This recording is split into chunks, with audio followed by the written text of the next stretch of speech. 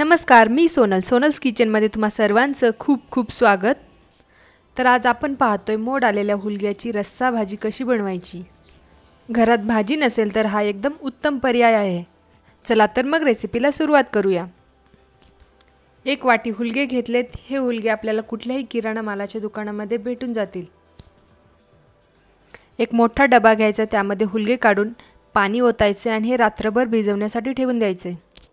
हुलगे रात्रभर भिजल्यानंतर आपल्याला सकाळी त्याला एका चाळणीमध्ये किंवा एका कॉटनच्या कपड्यामध्ये बांधून 24 तास मोड येण्यासाठी ठेवायचे।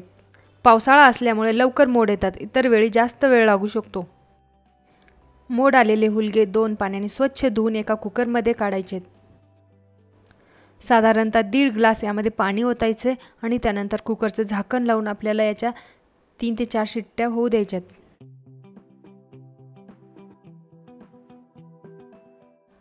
कुकरच्या शिट्ट्या झाल्यानंतर तो पूर्णतः थंड झालेला आहे आणि आता आपण चेक करणार आहोत हुलगे हे शिजले आहेत की नाही।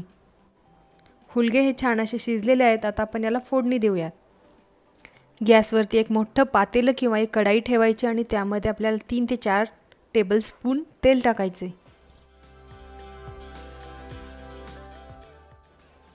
तेल थोडंसं गरम झालं की यामध्ये एक मोठा कांदा बारीक कापून घेतलाय तो टाकून घेऊयात।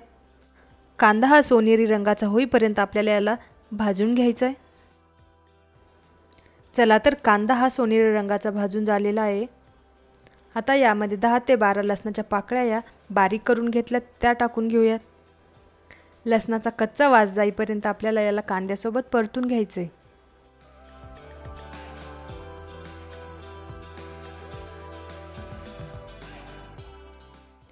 लसूण मिनिटभर परतल्यानंतर यामध्ये 2 चमचे लाल तिखट टाकायचे।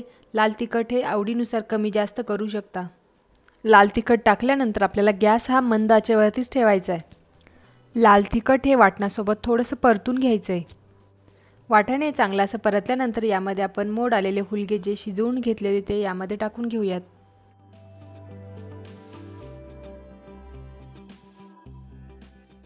लगेचच यामध्ये अर्धी वाटी भाजलेल्या शेंगदाण्याचा कूट टाकायचा आहे। शेंगदाण्याच्या कुट्यामुळे भाजीला चवही छान येते आणि दाटसरपणाही येतो। या सर्व जिन्नस मिनिटभर परतून घ्यायच्यात।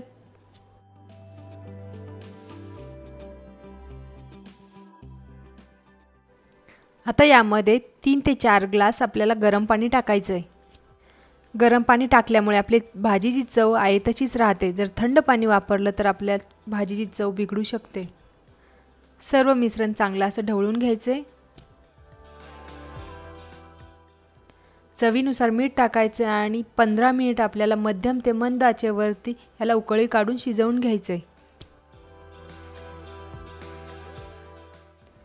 चला तर आपल्या हुलग्याच्या भाजीला छान अशी उकळी आलेली आहे आणि बराच वेळ शिजलंही आहे।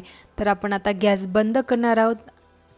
तर ही मोड आलेले हुलग्याची भाजी एकदम मस्त लागते। गरम गरम भाकरी, चपाती किंवा भातासोबत सर्व करा।